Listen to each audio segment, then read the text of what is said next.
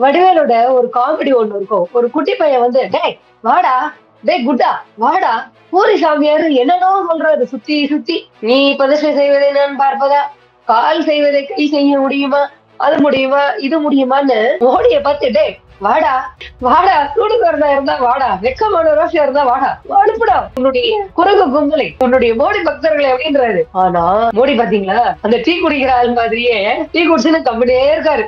தடியா உனத்தாண்டா ஒத்துக்கு வந்து வரியாடா. என்னன்னு ஒரு சின்ன பையன் வந்து உங்களை தடியாங்கிறா ஒத்துக்கிட்டு வர்றாங்கிறா ஏத்தனமா பேசாம இருக்கீங்க. நான் பிரதமர் மோடியை பார்த்து கேக்குறேன், முன்ன ஒருத்தர் பூரிசாமியா சிலையை தொடக்கூடாதுன்னு சொல்லியிருக்கிறார். யோக்கியமானவனா இருந்தா சுயமரியாதை சூடு சொரணா ஏதாவது ஒரு கொஞ்சமாவது பிரதமர் மோடிக்கு இருந்தால் கண்டிக்கணும்ல. ராகுல் காந்தி மோடி அப்படின்னு சொன்னோன்னு அப்படியே கொந்தளிச்சாங்க இல்லையா அந்த கும்பல். பூரிசாமியார் இப்படி சொல்லியிருக்காரு, மோடி சொல்லியை தொடக்கூடாதுன்னு சொல்லியிருக்கிறாரு.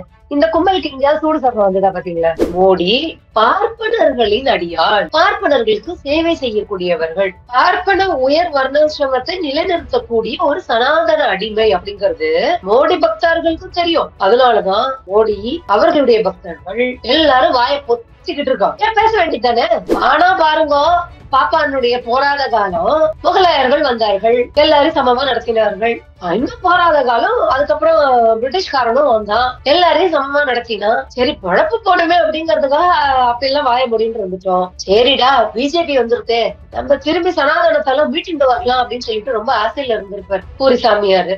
பார்ப்பனர் அல்லாத கடவுளின் சிலையை தொட்டு பிரதிஷ்டை பண்ற அளவுக்கு வந்துட்டாரே, அதற்கு இங்க இடம் இருக்கே அப்படிங்கிற ஒரு வைத்தறிச்சல் அந்த பூரி சாமியார். நரேந்திர மோடி அவர்கள், ஐயோ ஆமாப்பா நான் சூத்திர பையன் அப்படின்னு சொல்லிட்டு பூரி சாமியாரோட மிரட்டலுக்கு பயந்து அவர் பிரதிஷ்டை செய்யல அப்படின்னா இந்த உலகத்திற்கு நரேந்திர மோடியே வந்து கன்ஃபார்ம் பண்ணதா ஆயிடும். என்ன, இன்னும் வர்ணாசிரமம் இன்னும் மனுஸ்மிருதி எல்லார் மண்டைக்குள்ளேயும் இருக்குது.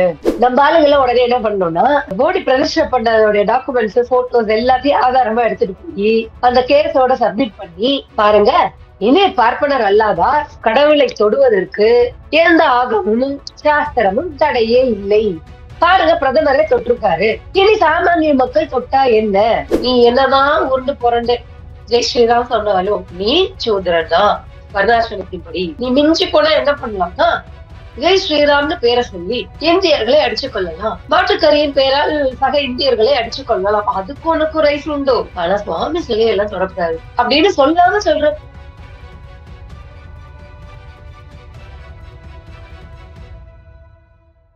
அரண்சை நேயர்களுக்கு வணக்கம். நான் மதன் அறிவுலகன். இன்றைய நமது சிறப்பு விருந்தினர் தோழர் ஸ்ரீவித்யா அவர்கள். நிறைய விஷயங்கள் நம்ம விவாதிக்க இருக்கிறோம், வரவேற்கலாம்.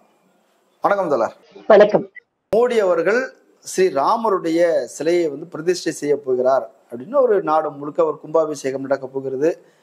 ராமர் கோயில் வந்து ராமர் பிறந்த இடத்திலேயே கட்டிட்டோம், பெருசா நாங்க சாதிச்சிட்டோம், 10 ஆண்டுகள்ல இது பெரிய அச்சீவ்மெண்ட்டு, இந்துக்களே வாங்க அப்படின்னு வீடு வீடா போய் வந்து நோட்டீஸ் கொடுக்குறாங்க. கொடுத்து மக்கள் எல்லாம் வாங்கன்னு கூப்பிடுறாங்க, சீமானை கூப்பிடுறாங்க, எடப்பாடி பழனிசாமி கூப்பிடுறாங்க, கலைஞர் வீட்டில் கூட போய் கொடுத்துருக்கிறதா சொல்றாங்க. ஆர்எஸ்எஸ் வெளிப்படையாக வந்து ப்ரெஸ் மீட் நடத்துது, எல்லா வீட்டுக்கும் கொடுக்க போறோம், பிரசாதம் கொடுக்க போறோம் இப்படிலாம் சொல்றாங்க. எல்லாரும் அயோத்திக்கு வாங்க அப்படின்னு சொல்றாங்க.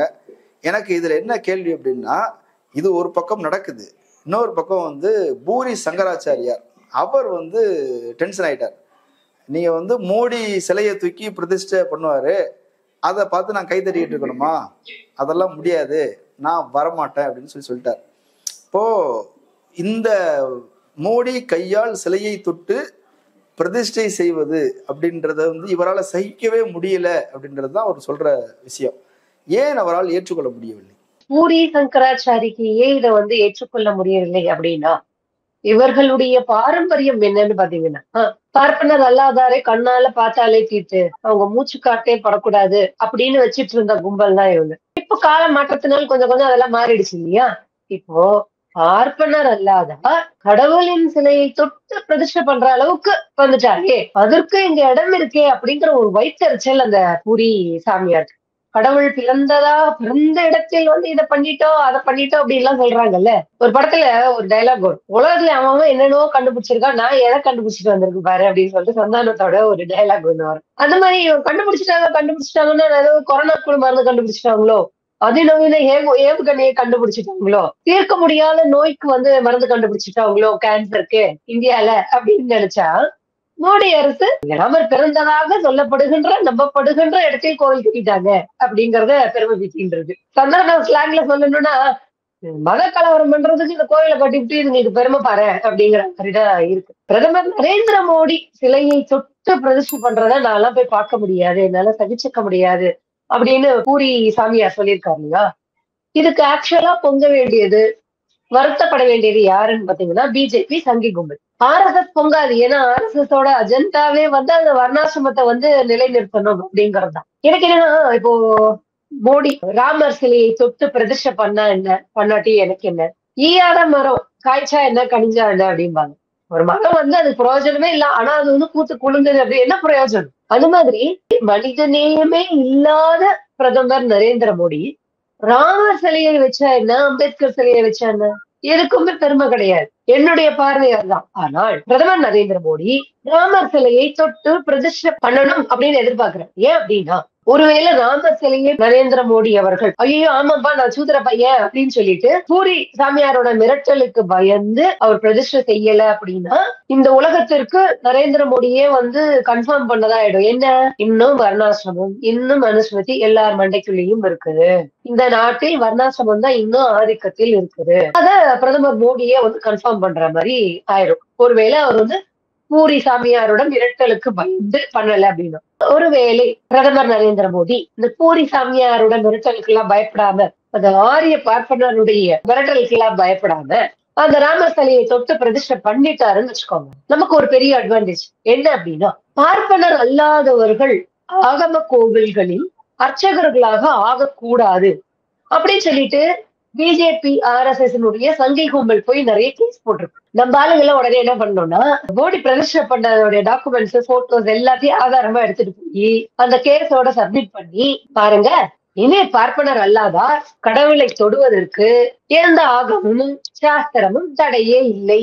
பாருங்க, பிரதமரே தொட்டிருக்காரு, இனி சாமானிய மக்கள் தொட்டா என்ன, அதற்கான படிப்பெல்லாம் படிச்சுக்கிட்டு அர்ச்சகராக குவாலிஃபை ஆயிடுச்சு அப்படின்னா இனி பார்ப்பனர் அல்லாதார் அர்ச்சகராகிறதுக்கு எந்த தடையும் இல்லை. அதுக்காகவானும் பிரதமர் மோடி ராமர் அந்த என்னவோ சிலது ராமர் சிலைன்னு சொல்லிக்கிறாங்க, அந்த சிலையை தொட்டு பிரதிஷ்டை பண்ணிட்டு தான் ஆகட்டுமே. அந்த கோவில் கட்டிருந்ததுல எனக்கு எந்த சந்தோஷமும் எல்லாம் கிடையாது, அது ஆன்மீக அடையாளமுமா கிடையாது, மதவெறியின் அடையாளம், அது எந்த அடையாளமும் இல்ல. சரி ஓகே, இது அட்லீஸ்ட் இதுக்காவது பயன்படட்டும், நம்மளுடைய இந்த கேஸுக்காவது பிரதமர் மோடி சிலையெல்லாம் தொடட்டுமே. ஆச்சாரத்தின்படி மோடி வந்து பிரதிஷ்டை பண்றத நான் போகணுமாங்க அப்படின்றது. ஏன் போனா என்ன தப்பு, ஏன் உடச்சு பேச மாட்டேங்கிற? பூரி சாமியாருக்கு இதுக்கு இவ்வளவு பயம்? சொல்ல வேண்டியதானே, ஏன் மோடி சிலையை தொடக்கூடாதுன்னு. இல்ல, அவர் ஒண்ணு சொல்றாரு, கால்களுக்கு என்னதான் பயிற்சி கொடுத்தாலும் அது கைகளாக மாற முடியாது, கைகள் செய்யக்கூடிய வேலையை செய்ய முடியாது அப்படின்னே சொல்றார். சோ கால்கள் சூத்திரர்கள் அவர்களுக்கு என்ன பயிற்சி கொடுத்தாலும் அவங்களால வந்து பிராமணர்கள் செய்யக்கூடியது செய்ய முடியாது. பை பர்த் தகுதியானவர்கள் பிராமணர்கள். அவர்கள் ஒரு உதாரணமே சொல்றார், ஒரு பசு பால் தரவில்லை என்றாலும் ஊனமுற்றிருந்தாலும் அது பசுதான். பிராமணன் எந்த திறமையும் இல்லாமல் இருந்தாலும் அவன் பிராமணன் தான். பிராமணன் அல்லாதவன் எவ்வளவு திறமை பெற்று இருந்தாலும் அவன் தகுதியாக முடியாது அப்படிலாம் சொல்றாருல்ல. இவ்வளவு சொல்லிட்டு எதிர்ப்பு தெரிவிக்கல, நான் வரமாட்டேன்னு தான் சொல்றாரு. இதுதான் எனக்கு ஆச்சரியமா இருக்குது. இதுக்கு ஆக்சுவலா ரோஷப்பட வேண்டியது சூடு சொரணை இருந்தால் பிஜேபி கும்பல் ரோஷப்படணும். வடிவேலோட ஒரு காமெடி ஒண்ணு இருக்கும், ஒரு குட்டி பையன் வந்து டேய் வாடா, டேய் குட்டா வாடா, கூப்பிடுறல சூடு சொரணை இல்லையா வாடா அப்படின்பா. அவன் கண்டுக்காத மாதிரி டீ குடிச்சுக்கிட்டே இருப்பாரு. அவன் கிட்னி எடுக்கலான்டா கூப்பிடுறான், அதனால நான் போகாம உட்காந்துருக்கேன் அப்படிங்கிற மாதிரி பூரி சாமியாரு என்னடோ சொல்றாரு சுத்தி சுத்தி. நீ பிரதிஷ்டை செய்வதை நான் பார்ப்பதா, கால் செய்வதை கை செய்ய முடியுமா, அது முடியுமா, இது முடியுமான்னு மோடிய பார்த்துட்டே வாடா வாடா, சூடு வரதா இருந்தா வாடா, வெக்கமான ரோஷம் இருந்தா வாடா, அனுப்புடா உன்னுடைய குரங்கு கும்பலை, உன்னுடைய மோடி பக்தர்களை அப்படின்றாரு. ஆனா மோடி பாத்தீங்களா, அந்த டீ குடிக்கிற ஆள் மாதிரியே டீ குடிச்சுன்னு கம்மிட்டே இருக்காரு. எங்க வாயை கொடுத்தா அவன் வர்ணாசிரமம் அது இதுன்னு சொல்லி ரொம்ப அந்த அசிங்கப்படுத்தி ஓட்டு கேட்கவே போக முடியாத நிலைமையை உருவாக்கிடுவானோ அப்படின்னு பயந்துட்டு அதுல சொல்லுவான், நான் எப்படி காதலியே விழாத மாதிரி இருக்கேன், அது மாதிரி நீங்களும் காதலியே விழாத மாதிரி இருங்கன்னு சொல்லிட்டு மோடி தனக்கும் சொல்லிக்கிட்டு தன்னுடைய பக்தர்களுக்கும் காதலியே விழாத மாதிரி இருங்கடா, யாரும் வாயை கொடுத்துறாதீங்கடா அப்படின்னு சொல்லி வச்சிருக்காரு போல இருக்கு. அதனாலதான் பிஜேபி கும்பல் எல்லாம் பாத்தீங்கன்னா அமைதியா இருக்கு. ராகுல் காந்தி மோடி அப்படின்னு சொன்னோன்னு அப்படியே கொந்தளிச்சாங்க இல்லையா அந்த கும்பல். பூரி சாமியார் இப்படி சொல்லியிருக்காரு, மோடி சொல்லியை தொடக்கூடாதுன்னு சொல்லியிருக்கிறாரு, இந்த கும்பலுக்கு எங்கேயாவது சூடு சொரணம் வந்ததா பாத்தீங்களா? இதை ஏதாவது கேட்டுக்கோல, அது எப்படா எங்களோட மோடிச்சியை நீ எப்படி அப்படி சொல்லலாம் அப்படின்னு ஒரு காவி கும்பல் கூட வருத்தப்படல, கோவப்படல. ஏன்? அப்போ இந்த காவி கும்பலுக்கும் தெரியும், மோடி பார்ப்பனர்களின் அடியாள், பார்ப்பனர்களுக்கு சேவை செய்யக்கூடியவர்கள், பார்ப்பன உயர் வர்ணாசிரமத்தை நிலைநிறுத்தக்கூடிய ஒரு சனாதன அடிமை அப்படிங்கிறது மோடி பக்தர்களுக்கும் தெரியும். அதனாலதான் மோடி அவர்களுடைய பக்தர்கள் எல்லாரும் வாயை பொத்திக்கிட்டு இருக்காங்க. ஏன் பேச வேண்டியதானே? செத்து போன நேருவெல்லாம் இருக்கிறியே. நான் பிரதமர் மோடியை பார்த்து கேட்கிறேன், உன்ன ஒருத்தர் பூரிசாமியா சிலையை தொடக்கூடாதுன்னு சொல்லியிருக்கிறார். யோக்கியமானவனா இருந்தா சுயமரியாதை சூடு சொரணம் ஏதாவது ஒரு கொஞ்சமாவது பிரதமர் மோடிக்கு இருந்தால் கண்டிக்கணும்ல. அவங்களுடைய அடையாட்கள் உடனே காவி கும்பல் வந்து கண்டிச்சிருக்கணும் இல்லையா? அது எப்படியா சொல்லுவேன்? அமைச்சர் உதயநிதி ஸ்டாலின் சனாதனத்தை ஒழிக்கணும்னு சொன்னோட எல்லாம் மாறல, லபோ லபோ லபோன்னு நடிச்சுட்டு வந்தீங்க. இப்போ ஒரு பாப்பன சாமியார் வந்து மோடியை வந்து ராமர் சிலை தொடக்கூடாது அப்படின்னு சொல்றான், எல்லாரும் மூடிக்கிட்டு இருக்கீங்க பயந்துட்டு. அப்ப இதுதான் உங்களுடைய ராம பக்தியா? இவ்வளவுதான் உங்களோட மோடி பக்தி, பிஜேபி பக்தியா? ஏன் பூரி சாமியாரும் ஓப்பனா சொல்ல மாட்டேங்கிறாரு? சுத்தி வளைச்சு முறுக்கு புழிஞ்சுக்கிட்டு இருக்கிறாரு. கால் செய்ய வேண்டிய வேலையை கை செய்ய முடியாது, பசுவை வந்து எப்படி இருந்தாலும் பசுதான். நீ அவ்வளவு பெரிய அப்பா டக்கறாங்க ஓப்பனா சொல்ல, நீதான் சங்கர மேடமாச்சே, சொல்லிட தைரியமா. இதுதான் ஆன்மீகவன், சனாதனத்தின் கட்டமைப்புலதான் அந்த நாடு உருவாகி இருக்கு இல்லையா? நீ சனாதனவாதி தானே, உன்னை ஒண்ணும் பண்ண மாட்டாங்களே, தைரியமா சொல்ல. ஏன் அவர் பிரதிஷ்டை பண்ணக்கூடாதுன்னு சொல்லிட. அவரு பிரதிஷ்டை பண்ணக்கூடாதுன்னு சொல்லல, ஆனா அதை என்னால பார்க்க முடியாது, எனக்கு ஒரு தகுதி இருக்குது, நான் ஒரு பொசிஷன்ல இருக்கிறேன், எனக்கு ஒரு பதவி இருக்குது, அத கண்ணியத்தை நான் காப்பாத்தணும், அதனால அதை பாக்குறதுக்கு நான் போக மாட்டேன் அப்படின்றார். அதை பாக்குறதுக்கு தான் விரும்பல. சொல்லுறேன், சூத்திரனை பார்த்தாலே தீட்டுன்னு வச்சிருந்தோம், அவன் மூச்சு காத்து பட்டாலே தீட்டுன்னு வச்சிருந்தோம். ஆனா பாருங்க, பாப்பானுடைய போராத காலம் முகலாயர்கள் வந்தார்கள், எல்லாரும் சமமா நடத்தினார்கள். இன்னும் போராத காலம், அதுக்கப்புறம் பிரிட்டிஷ்காரனும் வந்தான், எல்லாரையும் சமமா நடத்தினான். சரி பொழப்பு போடுமே அப்படிங்கறதுக்காக அப்படிலாம் வாய முடின்னு வந்துட்டோம். சரிடா பிஜேபி வந்துருத்தே, நம்ம திரும்பி சனாதனத்தாலும் மீட்டிண்டு வரலாம் அப்படின்னு சொல்லிட்டு ரொம்ப ஆசையில இருந்திருப்பார் பூரி சாமியாரு. என்னடா அது இவெல்லாம் வந்து பார்த்தாலே தீட்டுன்னு வச்சுட்டு இருந்தான், திருப்பி அதே நிலைமை ஒரு நாசப்பட்டு இருக்கோம். ஆனா ஒரு சூத்திரம் போய் சாமி சிலையை தொட்டு இது பண்ற மாதிரி இருக்கே, இது நம்ம கண்ணால இவனை கண்ணால பாக்குறதே தப்பு, இவன் சுவாமி சிலையை தொடுறது அதை விட பெரிய தப்பு, அதனால நான் பார்க்க மாட்டேன் அப்படின்னு எல்லாம் சொல்லிடுது. இந்த நாட்டுல பல மத கலவரங்கள் நடக்குது, ஜாதி கலவரங்கள் நடக்குது, பெண்கள் வந்து பாலியல் வன்முறை செய்யப்பட்டு கொல்லப்படுறாங்க. இதெல்லாம் பூரி சாமியாரால பார்க்க முடியாது. ஆனா ஒரு பார்ப்பனர் அல்லாதார், அவருடைய மொழியில் சொல்லணும்னா சூத்திரர், நரேந்திர மோடியின் மொழியில் சொல்லணும்னாலும் சூத்திரர், ஒரு சாமி சிலையை தொடர்றது பொருட்களை பாத்துக்கோங்க. உண்மையாகவே ஏழை தாயின் மகன் மோடிக்கு கொஞ்சமாவது என்னடா நீ என் பிறப்பு இந்த அளவுக்கு இழிவா பேசிட்டேன், எங்க அம்மா எவ்வளவு பெரிய ஆள் தெரியுமா, ஏழை தாய்டா, எங்க அம்மாவை நான் வந்து போற்றாத நாளே இல்லடா, என் பிறவியை நீ சொல்லிட்டியடா, என் பிறவியை நீ இழிவாக சொல்லுது என் தாயை இழிவுபடுத்துறது போல இருக்கும்டா அப்படின்னு சொல்லிட்டு அந்த பிரதமர் மோடிக்கு கொஞ்சமாவது சூடு சொரணம் வந்திருக்கணும்ல, வரலையே.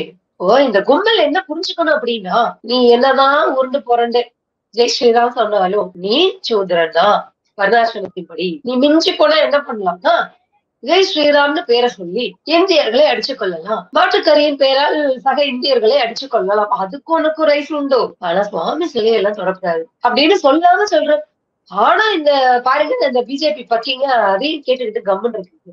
கொஞ்சம் கூட அறிவே இல்லையாடா, சூடு சொல்றே இல்லையாடா, உங்க மோடிஜியா அவனுக்கு காரி துப்பாத அளவுக்கு சொல்லி இருக்கிறோம். இதெல்லாம் பாத்துட்டு இருக்காங்க. பிஜேபியோ ஆர்எஸ்எஸோ கண்டிக்கல. எனக்கு ஆச்சரியமாக இருந்தது என்ன அப்படின்னா, பிராமணர் சங்கமும் கண்டிக்கல. அவங்க டிஎன் பிராமணர் சங்கம்னு வச்சிருக்கிறாங்க, கோவை பிராமணர் சங்கம் இருக்குது, அகில இந்திய பிராமணர் சங்கம், சர்வதேச பிராமணர் சங்கம்லாம் இருக்குது. யாருமே வாய் திறக்கலையே. சனாதன தர்மம் அதை காப்பாற்றணும்னு சொல்லிக்கிட்டு இருக்கிறவங்க, மோடி சனாதன தர்மத்தை உடைக்கிறார், அதன் உச்ச நிலையில போய் சிலையை சாமி சிலையை கையால் அவரே பிரதிஷ்டை செய்யறார் அப்படின்னும் போது மொத்தமும் குலாப்ஸ். அவ்வளவுதான், சனாதன தர்மம் முடிவுக்கு வருகிறது என்பது போல அது ஒரு அறிவிப்பு தான் அது. ஆனா இவங்கெல்லாம் அமைதி காக்கிறதுக்கு காரணம் என்ன? பூரி சங்கராச்சாரிய சொல்லிட்டார், புலம்பிட்டார், ஏதோ ஒண்ணு சொல்லிட்டார்.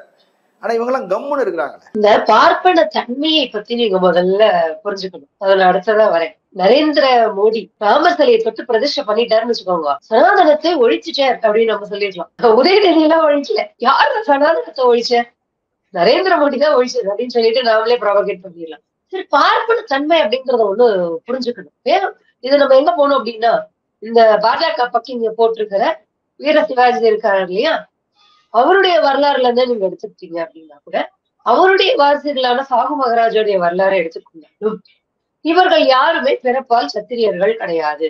ஆனால் இவர்கள் பார்ப்பனர்களை வேண்டி விரும்பி காலில் விழுந்தோட இந்த பாப்பார பக்கம் இங்க என்ன பண்ணிருக்கு, சரி சரி நீங்க காலில எல்லாம் விழுந்து நிறைய சேவை எல்லாம் பண்ணி நிறைய டொனேஷன் எல்லாம் கொடுத்துருக்கு, சரி உங்களை என்ன பண்ணிடுறோம், பிறப்பால் சூத்திரராக இருக்கக்கூடிய உங்களை சத்திரியர் அப்படின்னு நாங்க இன்னில இருந்து டெக்ளேர் பண்ணிடுறோம் அப்படின்னு சொன்னோம். அதனாலதான் வீர சிவாஜியால பட்டம் ஏற்க முடிஞ்சது, அரசராக ஆக முடிஞ்சது.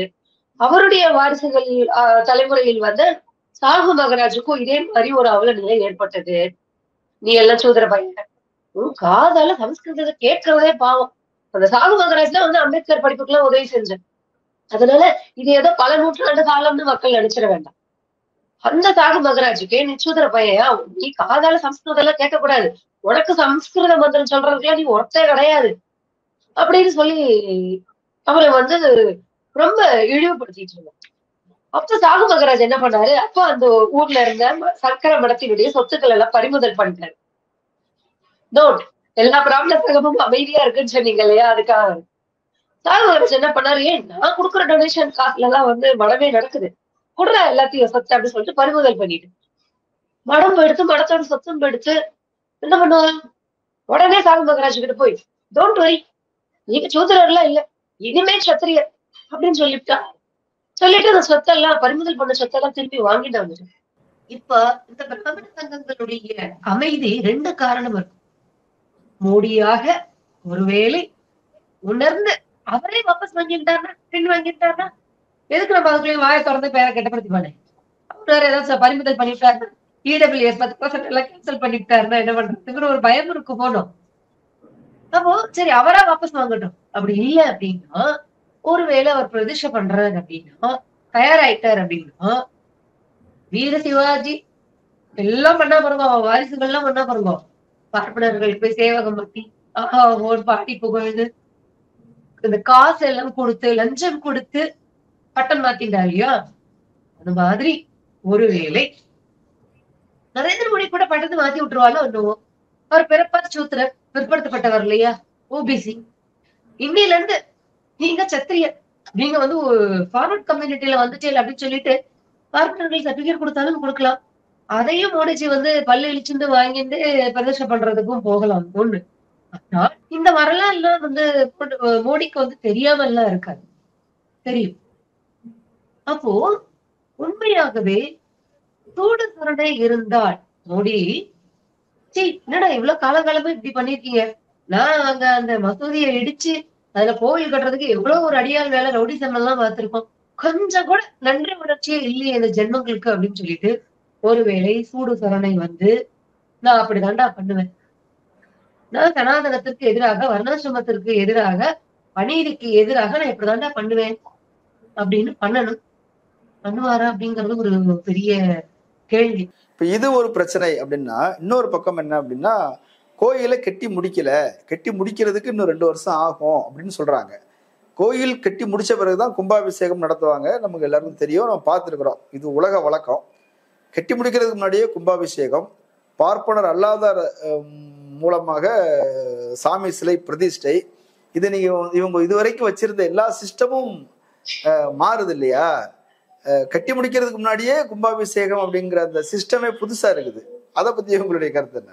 ஆமா, சனாதனத்தை ஒழித்து விட்டார் மோடி அப்படின்னு டைட்டில் போடலாம் நம்ம. பாருங்க, கட்டி முடிக்காத கோவில், ஆகமத்தை மீறி பிரதிஷ்டை, பாருங்க என்ன அழகா சனாதனத்தை ஒழிச்சுட்ட.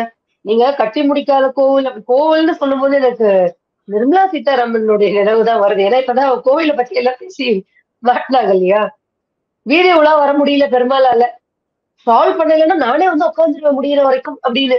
இப்போ பூரி சாமியாரை எதிர்த்து நிர்மலா சீதாராமன் ஏதாவது பேசுவாங்களா? அது எப்படி நீங்க சொல்லலாம்? விஸ்வகுரு இருந்தாலும் அவரு போய் எப்படி சொல்றீங்க, நானே அவராலதான் இருக்கு சொல்லணுமே, ஏன் வாய் திறக்கல.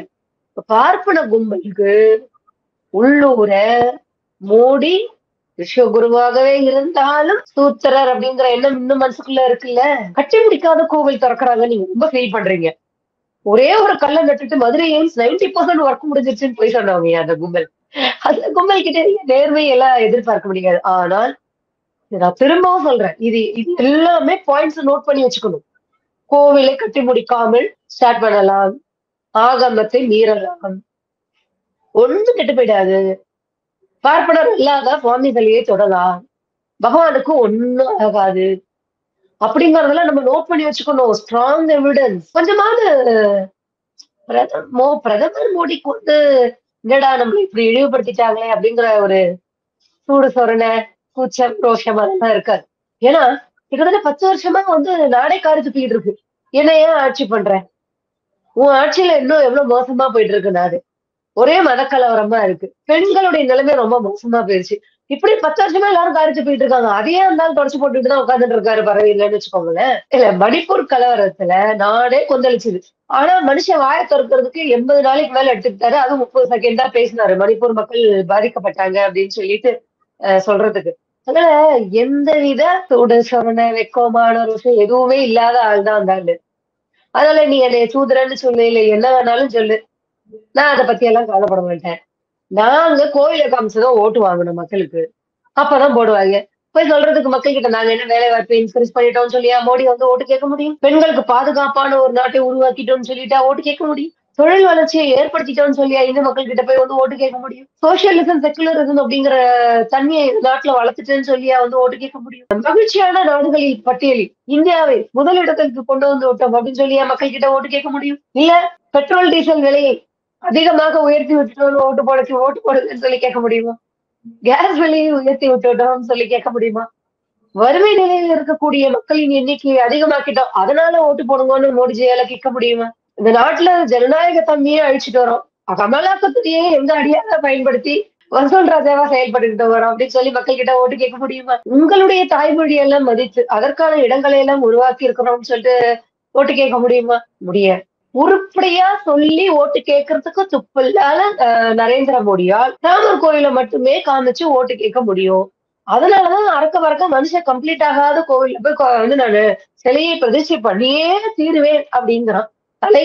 தலைகீழாகத்தான் குதிப்பேன்கிறான். குதிச்சுட்டு போட்டுவே பாத்துப்போம் யார் மண்டை உடையுது அப்படின்னு சொல்லிட்டு. ராமர் கோயில் அதோடைய சாதனை, அதை கெட்டிட்டோம், இதை சொல்லி மக்கள்கிட்ட ஓட்டு வாங்கி ஜெயிச்சிட முடியும்னு அவங்க நம்புறாங்க இல்லையா? இப்ப வட இந்தியாக்கள்ல இது ஓரளவு ஈடுபடும், தென்னிந்தியாவில் ஈடுபடுமா இதெல்லாம் அப்படின்னு ஒரு கேள்வி வருது இல்ல? இல்ல, தென்னிந்தியாவில் எடுப்படாது. அவங்க ஆட்சி அப்படிங்கறதே வந்து நம்பர் கால்குலேஷன்ல தான். மிக முக்கியமாக உத்தரப்பிரதேசத்துக்கு தான் வந்து அவங்களுடைய சீட்ஸுக்கு தான் மெஜாரிட்டி இருக்கு. அப்படிங்கும் போது ப்ரொபோர்ஷன்ஸ் வந்து உத்தரப்பிரதேசத்தை ஃபுல்லா பேஸ் பண்ணிட்டோம் அப்படின்னா வின்னிங் ஈஸியா இருக்கும் அப்படிங்கிற தோட்ட தான். கண்டிப்பாக தென்னிந்தியாவில் இது எடுபடாது. இங்க இருப்பவர்கள் எல்லாம் உண்மையான சாமானிய இந்துக்கள். யாரும் இங்க கடவுளையும் மதத்தையும் அரசியலுக்காக பயன்படுத்துபவர்கள் கிடையாது. ஆனா பிஜேபி கும்பல் கடவுளையும் மதத்தையும் அரசியலுக்காக ஓட்டு பொறுக்குவதற்காக மட்டுமே பயன்படுத்துற கும்பல் அப்படிங்கிறது இங்க எல்லாருக்குமே தெரியும். இல்லைன்னா அவசரமா எலெக்ஷனுக்கு முன்னாடி கட்டி முடிக்காத கோவிலுக்கு எவனாலும் ஒருத்தன் வந்து சிலையை பிரதிஷ்டை பண்ணுவான்னு சொல்லிட்டு வந்து நிப்பானா? அதுவும் அவர் மதிக்கக்கூடிய ஒரு சனாதனவாதியை எதிர்ப்பு தெரிவிக்கும் பொழுது மனுஷன் அப்படி நடுங்கிருக்க வேண்டாமா? இப்போ சீனாவை பார்த்துதான் பயப்படுறாரு மோடி, ஊரி சாமியாரை பார்த்து பயப்படுறாரு. பாத்துக்கோங்க, 56 இன்ச்சுன்னு சொல்லி போய் சொல்லி ஏமாத்திட்டாங்க மக்களை. அது சரியான புலி நினைச்சா எலியா இருக்குது. தென்னிந்தியால வாய்ப்பு இல்லைங்க. தென்னிந்திய மக்கள் அதெல்லாம் ஏத்துக்க மாட்டாங்க. ஏன்னா மணிப்பூர் விஷயத்திலே வந்து மோடி முழுக்க வந்து அவருடைய உண்மையான ஒரு குரூர சிந்தனை அப்படிங்கிறது வெளில தெரிஞ்சிருச்சு. அமலாக்கத்துறையின் மூலமாகவும் தெரிஞ்சிருச்சு. தேர்தல் பத்திரம் மூலியமாக 10,000 கோடிக்கு பிஜேபி வந்து நிதி வசூல் பண்ணி இருக்குங்கிறதும் தெரிஞ்சு போச்சு. அதுவும் வந்து பிஜேபி 7.5 லட்சம் கோடி ரூபாய்க்கு முறைகேடு பண்ணியிருக்கு அப்படிங்கிறது எல்லாருக்குமே தெரியும். இப்ப 7.5 லட்சம் கோடிக்கு கணக்கு போடுறேன்னு ஓட்டு கேட்க போகும்போது எவனா சொக்காய பிடிச்சு கேட்டானா என்ன பண்ணுவாரு மோடி? அதனால பாருங்க ராம்லீலா அப்படின்னு சொல்லிட்டு ஓட்டு கேட்கலாம்னு நினைச்சுட்டு இருக்காரு. ஏங்க நார்த் இந்தியாலயும் சிந்திக்கக்கூடிய மக்கள் இல்லாமலா போயிருவாங்க? பாப்பா எவனாவது சொக்காய பிடிச்சு கேட்கிறான். நிகழ்ச்சியின் இறுதி பகுதிக்கு வந்துட்டோம். பல்வேறு காத்திரமான கருத்துக்களை சொல்லியிருக்கிறீங்க. மக்கள் பரிசீலிக்கட்டும். கலந்து கொண்டு கருத்துக்களை பகிர்ந்தமைக்கு நன்றி. நன்றி. நேர்களே, மற்றொரு விருந்தினரோடு மீண்டும் சந்திக்கலாம். நன்றி. அரண்சை நண்பர்களுக்கு வணக்கம். அரண்சை ஊடகம் சுயேட்சையாக இயங்குவதற்காகவே உருவாக்கப்பட்டது. நாம் செய்கிற வேலை உண்மையிலேயே மக்களுக்காக செய்கிறோம் என்பதை நீங்கள் நம்பினால், வாய்ப்பு இருந்தால் இந்த ரேசர் பே கியூஆர் கோடுக்குள்ளே நீங்கள் வந்து அதை ஸ்கேன் பண்ணி எங்களுக்கு உங்களால் இயன்றதை விருப்பம் இருந்தால் ஆதரவு தெரிவிக்கலாம்.